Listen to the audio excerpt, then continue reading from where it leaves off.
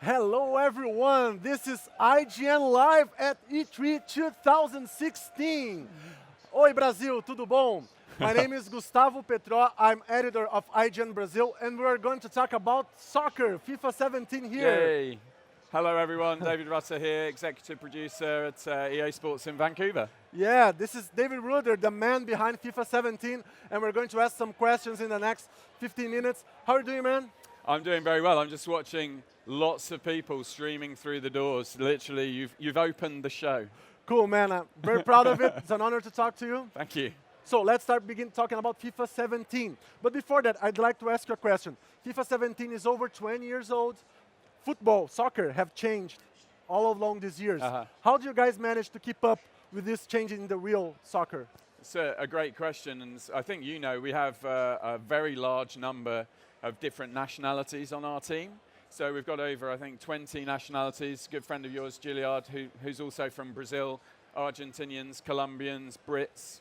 You know, all different parts of the world are involved in the actual development of the game. So what that allows us to do is infuse the experience with as much culture and passion for the individual country's style of play as possible. So lots of feedback from the guys making the team and really pushing the game forward in that respect. Cool. So FIFA 17, in Brazil we say when your team is winning, you don't change too much, you know, but you are changing. There's a new engine for the game, so what can you say about it? Why change now? The same as always, really, for us. We want to be innovating and competing as hard against all the different games out there.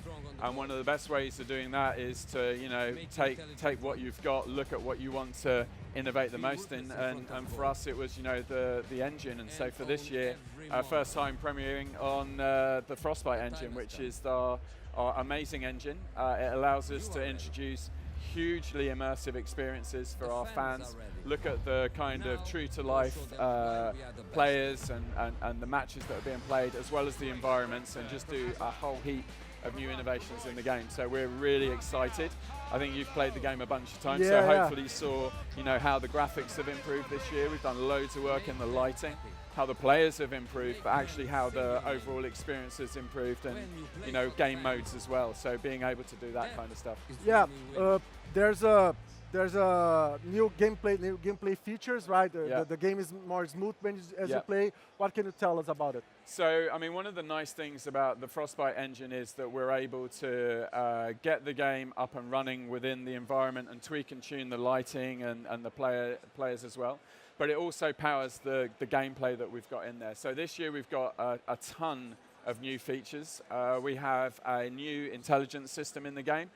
Spatial analysis, meaning that the players themselves are actually considering where they are against other players on the pitch at all times and trying to be in the best position possible, as well as a load of new different run types, so fake runs and checked runs and you know, slowly building up into running into space. Like modern football, right? Yeah, absolutely.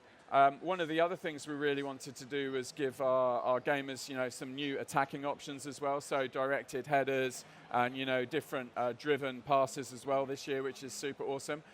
My favorite though is we've completely rewritten the set pieces within the game. So all dead ball situations now are user controlled. You can change your run up to a penalty, change your run up to a free kick, actually pick exactly where you want to aim the corners for, and that leads to, you know, every moment in the game being owned by you now with your attacking options. And we also overhauled the whole of the physical play system as well. So you're now able to, you know, hold players off, shield the ball whilst dribbling, do a load of stuff that looks incredible, but also affects the way the game unfolds as well. Every time I hear like Frostbite engine, I think of Battlefield, but now it's the engine is on a new type of Battlefield, right? Yes, for sure. And you know, one of the best bits of it for us ourselves was we've had this ambition for several years now to create an amazing story-driven game mode, and this year in FIFA 17 we're debuting the journey, which is a really interesting departure on what we've been doing. Yeah, because you see now a lot of games is excluding the single-player component just for line component, and you guys are doing the opposite. You're bringing a single-player mode to a football, soccer game. How is that? What do you guys think about that? Well, one of the advantages of the Frostbite engine is that we've been able to take the game of football off the pitch into new places. So for us, what we wanted to do was give every fan the opportunity to be involved in a unique, immersive, narrative experience. And the journey allows you to take control of the character Alex Hunter, who's a kind of young hot prospect, and take him on his professional football story and see where that takes you. I can't give you too many of the details. I know in the demo that's here, there's a few cutscenes from it. We don't want to give the whole story away, but absolutely, you know, immersed in a great story, and every action on the pitch that you take and the interactions that you have in the storyline with conversations will affect the kind of story that unfolds for him. Will people have the different lines of story, paths of story? Because, for example, I play as Alex and I got a red card. I got off the game, and you like score a hat trick in the game. So will there be different storylines? Absolutely. The kind of foundational pillar that this was built on was that your actions on the pitch needed to be reflected in the story. There was no way that we wanted to create a story that unfolded and it didn't really matter what you did, because that's not what video games should be. So for us, an immersive, interactive narrative that's going to blow people's minds, I think. Looking forward to it. That's awesome. After the game and before the game, as playing as Alex, you can answer some questions, right? How that will affect the gameplay? Because there are some icons that appear like fire, wind.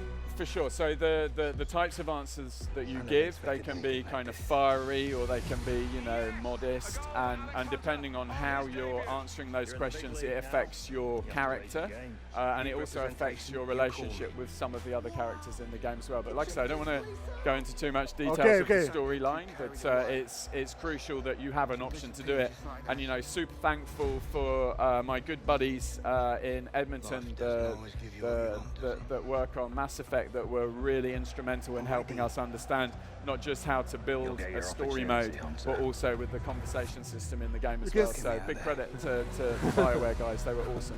Cool, you can see that I'm very anxious for the game, asking a lot of questions. One of the things that I see in the journey is that the Frostbite engine put more emotion in the player's face. You can see even reflexes in the eye from the lights of the stage, right? How's that? Yeah, so again, I mean, it's an engine that's been built and tuned and tweaked for several years now in order to deliver those experiences that you come to expect from a DICE Studio game or a BioWare game.